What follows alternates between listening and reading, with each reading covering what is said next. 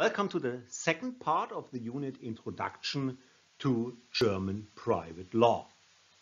In this second part, we will deal with the law of obligations.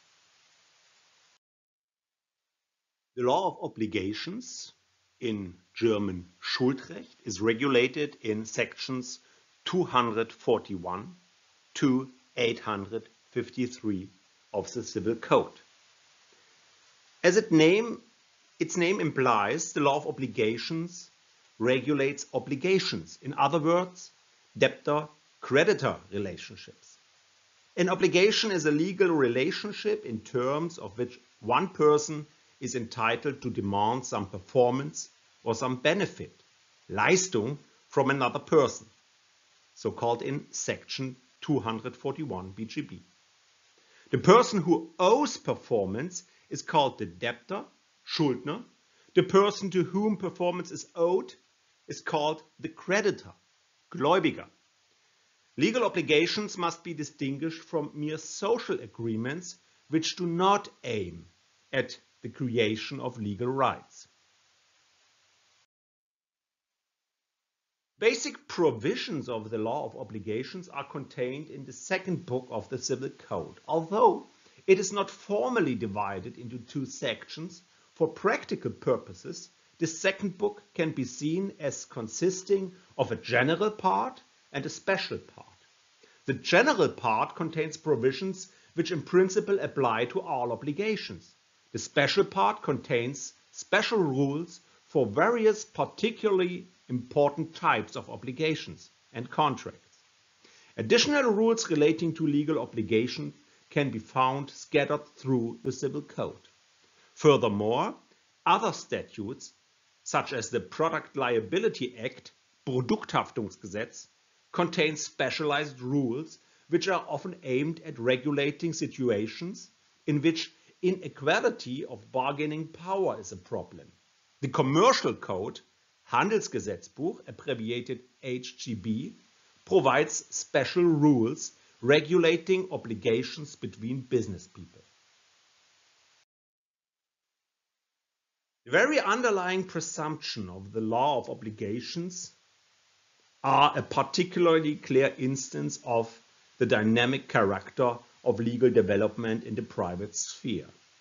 The rules of the law of obligations are generally optional, dispositive. In other words, they only apply insofar as the parties to the obligation do not of their own free will stipulate otherwise. The parties can develop quite atypical contracts and conclude new types of agreements.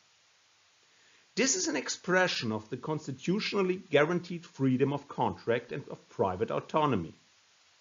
This legally approved factual flexibility of relationships has, amongst other things, had the consequence that many contracts, which are of central commercial importance, receive no mention in the law of obligations of the Civil Code. Examples are leasing, factoring, and franchising agreements. The law of obligations is distinguished from the law of things, property law, or in German, Sachenrecht. This is regulated in the third book of the Civil Code. The law of things regulates the relationships between persons and things. In other words, relationships such as ownership, possession, and liens. Such rights and things are generally enforceable against the whole world. They are therefore called absolute rights. In contrast, the law of obligation involves relative rights. They are always only enforceable between specific individuals. Obligations may arise by way of a legal transaction, Rechtsgeschäft. This will usually be a contract, but may also take the form of a unilateral legal transaction such as a legacy in a will, a testament. Obligations also often have the law as their immediate source. The most important of these statutory obligations are those arising out of tort, Delikt, unerlaubte Handlung in German, which are regulated in sections 823 following BGB. A person who wrongfully and culpably causes another person harm is generally obliged to pay damages as compensation for the resulting harm. A further statutory obligation is necessitated by the abstraction principle. This is the claim based on unjustified enrichment, regulated in sections 812 following BGB. A person who has been enriched at the expense of another person without legal justification generally has an obligation to make restitution. An obligation is generally terminated by fulfillment. In terms of section 362, paragraph 1 BGB, this is defined as the carrying out of the performance owed. There are other actions who can end an obligation. For example, the debt can also be extinguished by set-off, in German Aufrechnung. For this to be possible, there must be two claims which are capable of being set off against one another. Each party must be both the creditor and the debtor of the other.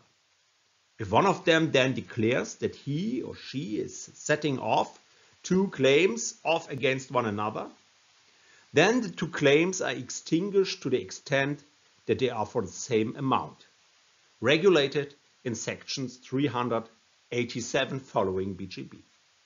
The duty to perform an obligation may also be extinguished by rescission, Rücktritt, regulated in 346 following BGB. Rescission is the notification of a debtor-creditor relationship by means of a declaration of will. The right of rescission is exercised by means of a declaration of will. The right to terminate an obligation in this way may arise from contract or from statutory provisions. The content of an obligation can, to a large extent, be determined by contract. However, since it is never possible to provide for all eventualities, and since one party often attempts to take unfair advantage of the other, Section 242 BGB contains an extremely important provision.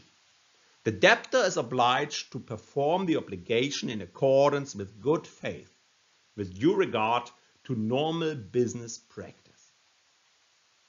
Third parties can also be involved in obligations. In some circumstances, the creditor may wish performance to be made not to him or herself, but to a third party. If the intention is that the third party should have a directly enforceable claim to performance against the debtor, then we speak of a contract for the benefit of a third party. Vertrag zugunsten Dritter, regulated in section 328 to 335 BGB. A contract with protective effect for third parties, in German Vertrag mit Schutzwirkung für Dritte, is a special case.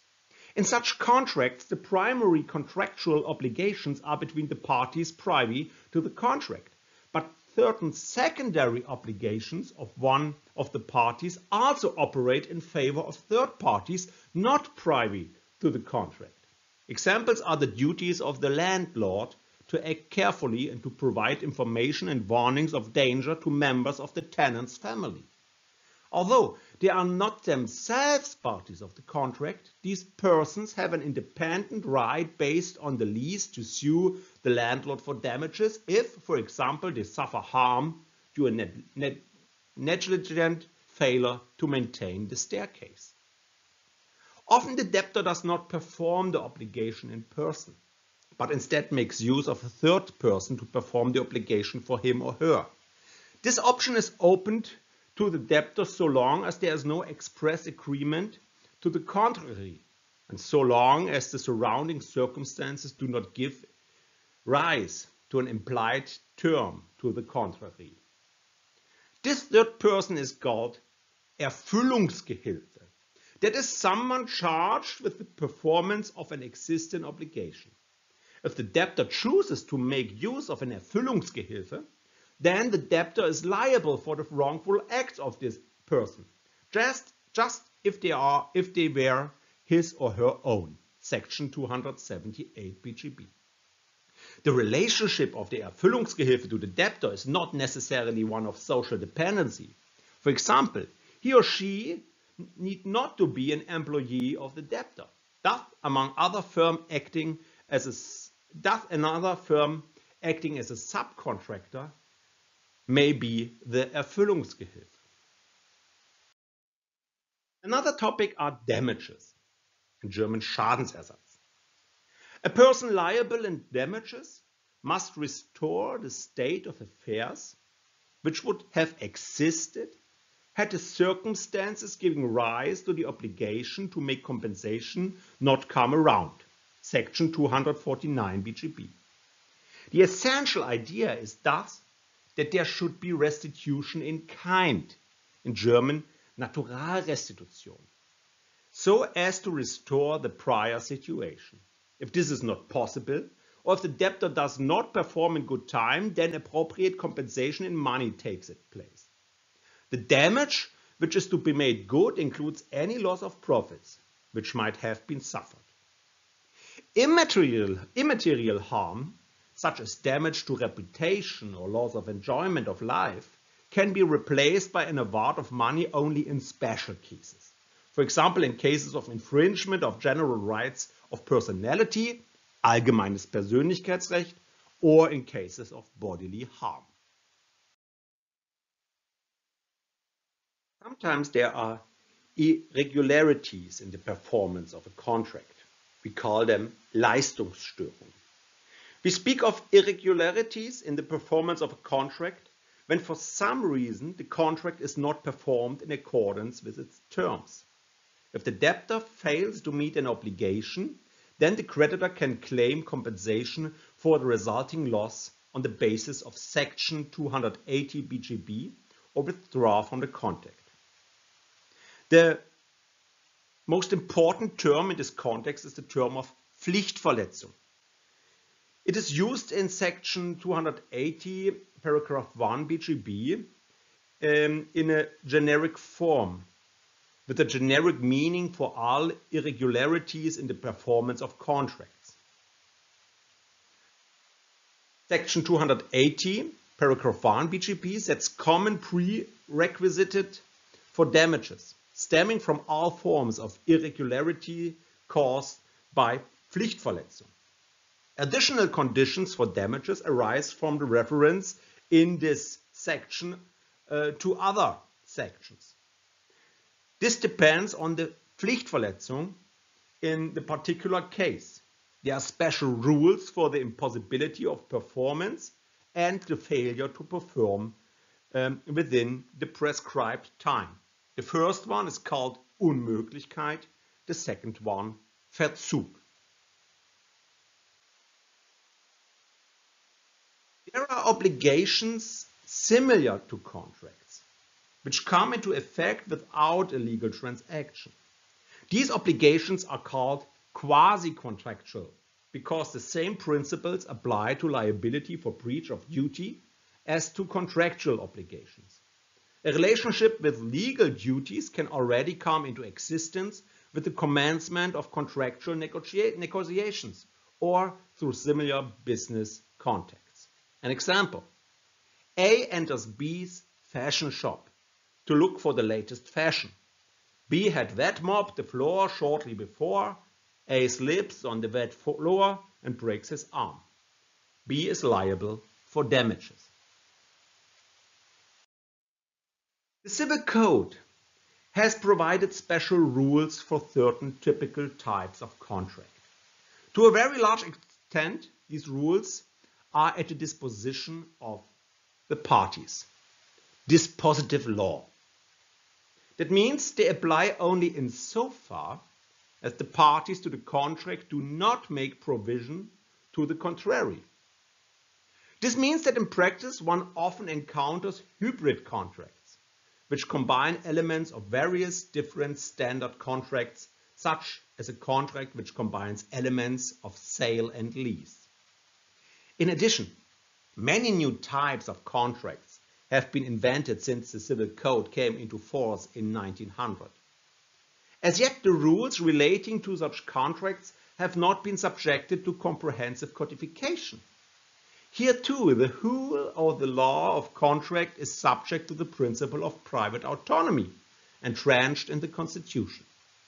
Nevertheless, one of the distinguishing characteristics of the more recent legal developments in Europe, and therefore in Germany too, is that the principle of private autonomy is limited to an ever-increasing extent in the interest of society as a whole. By now, there are a large number of mandatory provisions which have as their aim the protection of weaker elements in the population. Generally speaking, divergences from these rules are only allowed insofar as they provide even stronger protection to the weaker party. The civil code itself was originally based on a liberal, laissez-faire approach to legal transaction. This approach starts from the assumption that all legal subjects are equal, not only in law but also in social power and legal skills. Every person was seen as being sufficiently capable, competent and responsible to watch out for his or her own interests when entering a legal transaction. The Civil Code only recognized an exceptional need for protection in the case of minors and mentally incapacitated persons. Today, the private law takes a different view. Numerous special statutes and individual provisions modify the general provisions of the Civil Code so as to protect those who, in the opinion of the legislator, are in particular need of a legal protection. Examples are the provisions for the protection of tenants, the protection of employees against termination of employment, special rules relating to consumer credit agreements, provision for a period of reflection, and a right of cancellation applying to door-to-door salesmen who apply high-pressure sales tactics. And, last but not least, the law on standard form contract, which outlaws certain unfair terms.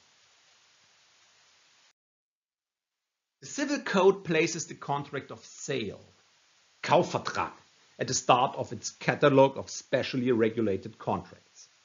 The contract of sale is regulated in sections 433 to 507 PGP.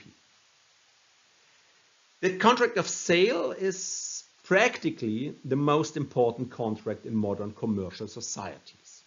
The object of a contract of sale may be either things or rights, insofar as these are allowed to be transferred. Other transferable goods can also be bought and sold, even if they are neither rights nor things. For example, electricity or a business as a going concern. The seller must deliver the thing bought to the buyer free of physical or legal defects, and also transfer ownership of it to him or her. In the event that a right is being bought and sold, the seller must transfer the right to the buyer. And if the right entitles the holder to possession of a thing, the seller must hand that thing over too. The buyer, on the other side, has a duty to pay the purchase price on which they have agreed and receive delivery of the object of the sale. All of this is regulated mostly in section 433 BGB.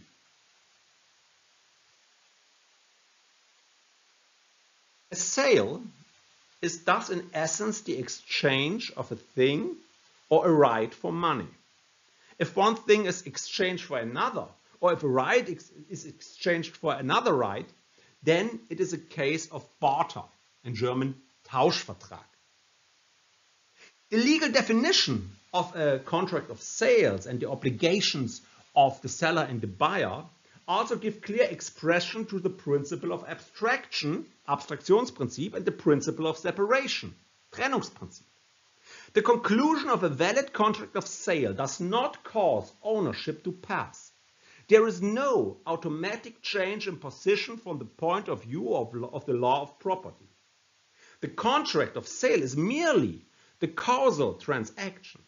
It does no more than create an obligation to transfer ownership in the property.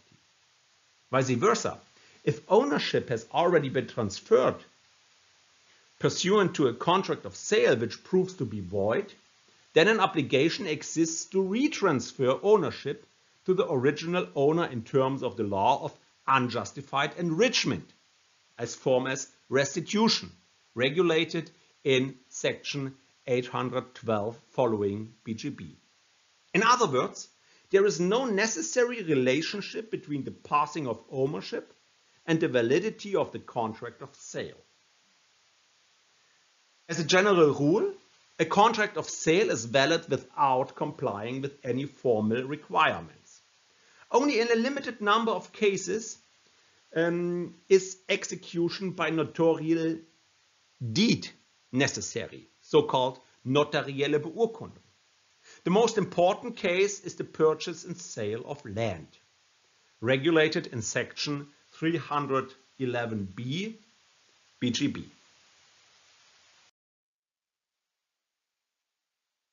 The seller is liable for any defects in the thing sold. These defects we call in German Mangel. The seller is, for example, liable for the fact that the thing is not of merchantable quality. This applies only if these defects were present at the time of passing of the risk and if they are not completely insignificant. There is a defect if the quality of the thing sold deviates to the disadvantage of the buyer from the quality agreed upon. The seller is also liable in principle for any publicly proclaimed qualities of the thing. Insofar as the seller is liable for the fact that the goods are defective, not of merchantable quality, the buyer has a number of possible remedies. The buyer first has to continue to insist on performance after the breach has occurred. That's the so-called Nacherfüllung. He has to demand that the thing is repaired, or he can demand as alternative that another thing of the same kind is delivered. The buyer can rescind from the contract if his or her second demand for performance has been without effect. Alternatively, the buyer can also demand that the price for which the goods were sold be reduced to the extent that the defects in the goods diminish their value. That we call Minderung. Where a defect is due to the fault of the seller, the buyer will also have a claim for damages on the basis of the law of obligation. The liability of the sellers is mostly regulated in the sections 435 following BGB. The right to claim damages is regulated in sections 280 following BGB.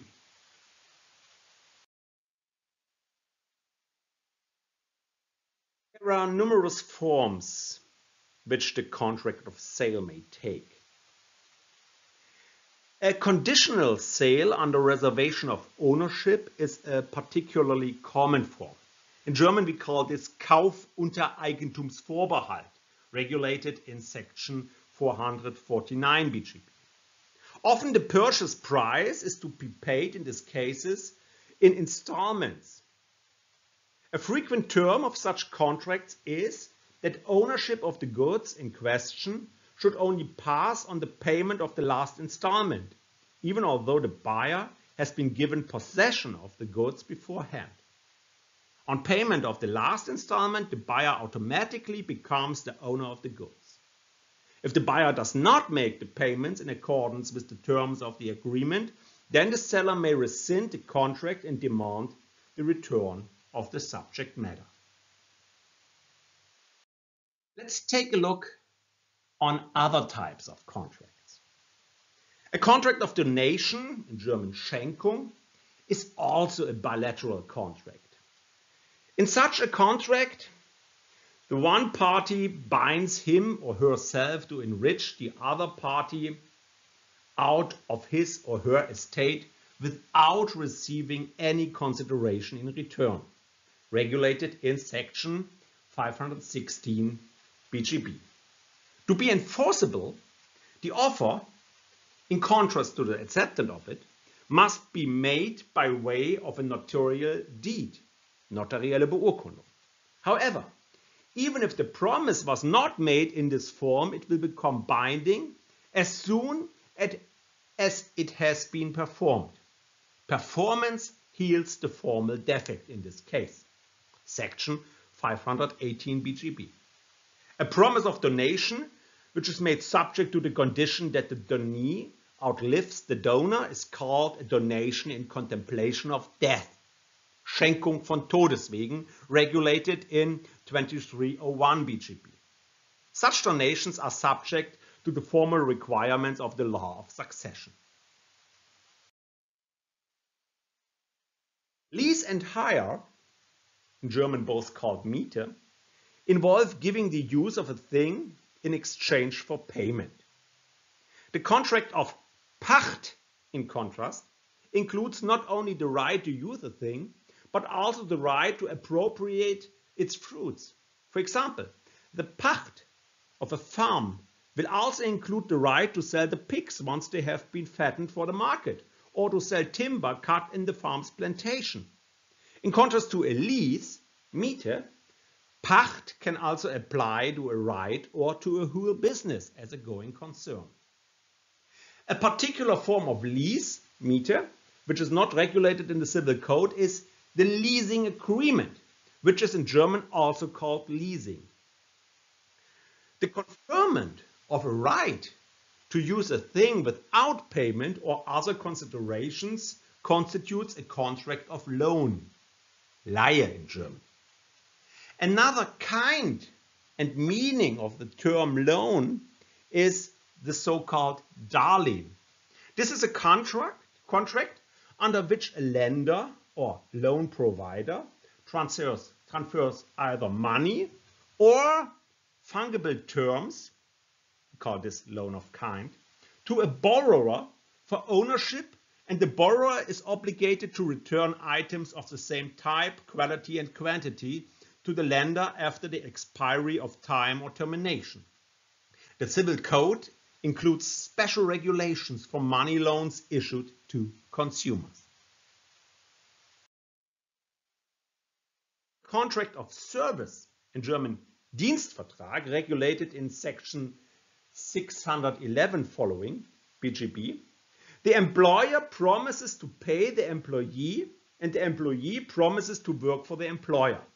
The employee does not promise that his or her work will lead to the successful attainment of any particular goal, merely that he or she will work.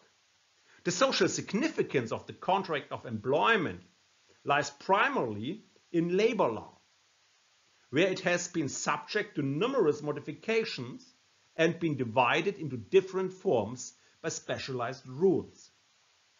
While in a contract of service, it is only service as such which is owed, in a contract for specific services, called Werkvertrag, the aim of the contract is the performance of a particular job of work. In other words, the contract is in this case directed toward the successful attainment of a particular objective. As in the case of the contract of sale, there is liability on the basis of an implied warranty for any defects in the work. As in the law of sale, the person for whom the work is done has the additional remedy of being able to demand that the defect be improved subsequently, so-called Nachbesserung. Further remedies are the rescission, Rücktritt, the reduction of the price, Minderung, and the liability of the contractor for damages, Schadensersatz. In credit transactions, the contract of suretyship, Bürgschaft, plays an important role. Here the surety or guarantor enters a contractual undertaking in which he or she makes a promise to the creditor of a third party to accept liability if this third party does not fulfill his or her obligations. The creditor can then sue the guarantor if the third party does not perform his or her obligations. A necessary precondition is that the obligation of the third party should in fact exist. The suretyship, Bürgschaft, agreement must be in writing. The aim of this provision is to protect the guarantor against making hasty promises. Generally speaking, the guarantor will be able to raise all defenses which would be available to the debtor, him or herself. For example, the defense that the creditor's claim is statute barred by the statutory rules on periods of limitation, Verjährung.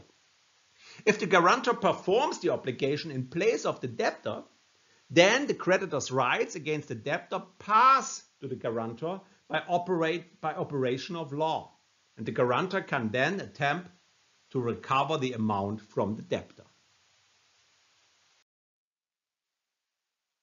Types of contracts are expressly regulated by the Civil Code.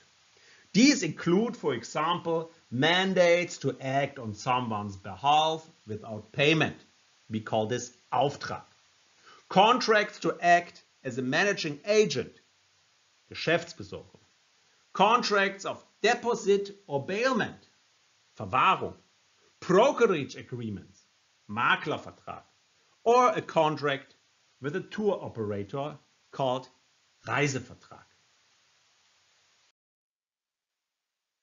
As I told you before, obligation can not only arise from legal transactions, but also from statutory law. The most important one is the law of torts. The law of torts, in German Deliktsrecht or Recht der unerlaubten Handlungen, is regulated in sections 823 till 853 BGB. Someone who commits a wrongful act, in other words, an act contrary to law, and thereby causes damage to the protected legal interests of another person, will generally be liable to compensate the injured party for the resulting harm. This obligation is not penal in nature.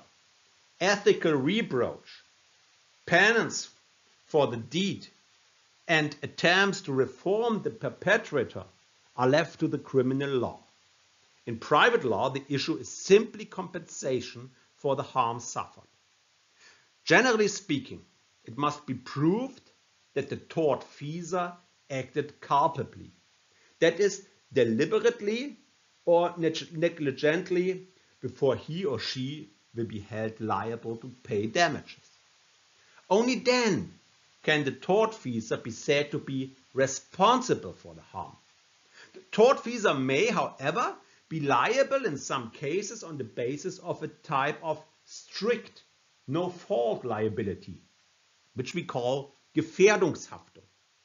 The basic idea here is that the person who undertakes some essentially dangerous activity must take responsibility for any damage arising from it, irrespective of whether he or she acted culpably in causing the harm, and irrespective of whether the activity in causing the harm, and irrespective of whether the activity in question was legal or not.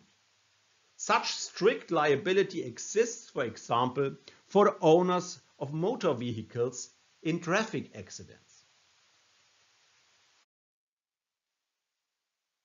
The main basis for claims in tort is provided by section 823, paragraph 1 BGB. Anyone who, contrary to law, deliberately or negligently causes harm to the life, person, health, liberty, property, or other rights of another person has an obligation to compensate that person for the resulting damage. A claim for damage thus depends on proof of damage to one or various specific rights of another person. The act causing the harm may be a positive act, but an omission will also suffice if the defendant had a legal duty to act. Such duties to act may arise from statute, from prior conduct creating a potentially dangerous situation, or from a duty of care owed to persons who stand in a close social relationship to the person causing the harm. The duty of care, we call it Garantenpflicht, may also arise from the encouragement of traffic. The person responsible for a building has a duty to keep the publicly accessible entrance of his or her building in safe condition. Just an example.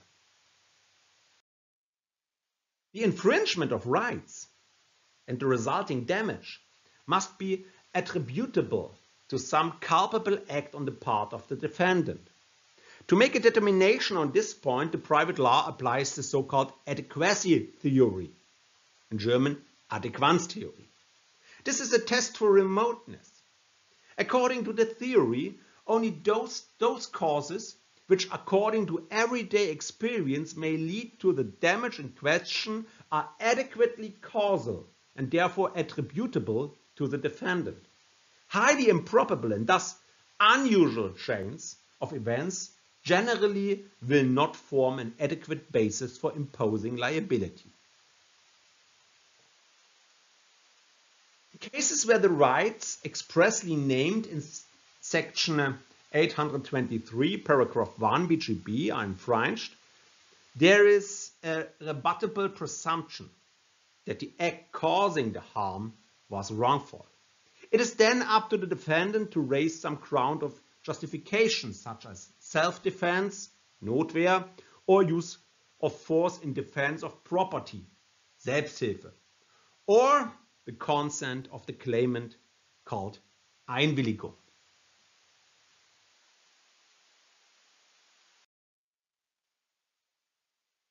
Claim for damages based on section 823, paragraph 1 BGB will only succeed if it can be shown that one of the rights or group of rights which is specifically mentioned has been infringed. The provision deals exclusively with absolute rights, which can be enforced against anyone. Section 823, paragraph 1 BGB first expressly names life, person, health, liberty, and property as protected rights. In addition, this provision provides protection against the violation of other rights, in German sonstige Rechte. This includes, for example, the right of possession, rights of security such as mortgages. It also includes immaterial property rights such as patents, utility model patents, trademarks, and copyrights. A right which is particularly important from a commercial point of view is the right to a business as a going concern. In German, Recht am eingerichteten und ausgeübten Gewerbebetrieb. A person who sets up and runs a shop, a legal practice, or other business has a claim to damages in terms of section 823, paragraph 1 BGB, if some other person wrongfully and culpably, in breach of a duty of care, causes harm to the business. The protected interest is, however, restricted to narrow limits. The underlying idea is that in private enterprises, opportunities to earn profits, turnover, clients, and market share must constantly be re-earned. A claim for damages on this basis requires direct damage to the business.